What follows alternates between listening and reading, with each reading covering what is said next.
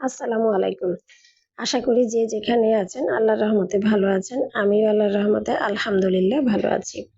আজও ঝটপট ২ টা রেসিপি দেখাবো। প্রতিদিনকার রেসিপি, তেমন আজকে স্পেশাল কিছু না। আজকে আমি ফুলকপি কিনে নিয়ে এসেছিলাম। সেই ফুলকপি, আলু, টমেটো দিয়ে রুই মাছ একটু ঝোল করব।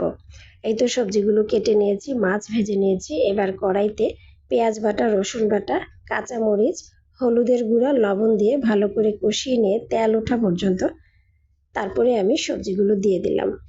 দিয়ে এটা ভালো করে কষিয়ে নিয়ে পানি দিয়ে দিব সিদ্ধ হওয়ার জন্য।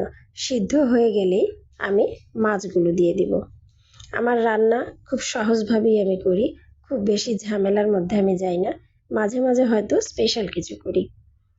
এই তো মাছ দিয়ে দিলাম, ঝোলও হয়ে গেল। এবার একটু উপর দিয়ে ধনেপাতা দিয়ে দিব। আরেকটা রেসিপি আজ যেটা করব সেটা হচ্ছে কলমি শাক দিয়ে শুটকি। আমার ছাদ বাগানে কিছু কলমি শাক হয়েছে, সেটাই নিয়ে এসেছি।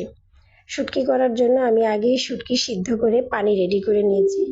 যেহেতু আমি শুটকি দেই না, কাটার জন্য আমার হাজব্যান্ড খেতে পারে না। পেঁয়াজ বাটা, রসুন বাটা, কাঁচামরিচ, হলুদের গুঁড়া, লবণ দিয়ে খুব ভালো করে কষিয়ে নিয়েছি। এবার আমি কলমি শাকগুলো দিয়ে দিলাম। তারপর ওই শুটকির পানি দিয়েই সিদ্ধ করে একেবারে ভাজা ভাজা করে নিয়েছি। আজকে কোনো ঝোল রাখিনি, যেহেতু আলু দেইনি। এই তো, আমার রান্নাগুলো ভালো লাগলে অবশ্যই লাইক, কমেন্ট এবং শেয়ার করতে ভুলবেন না।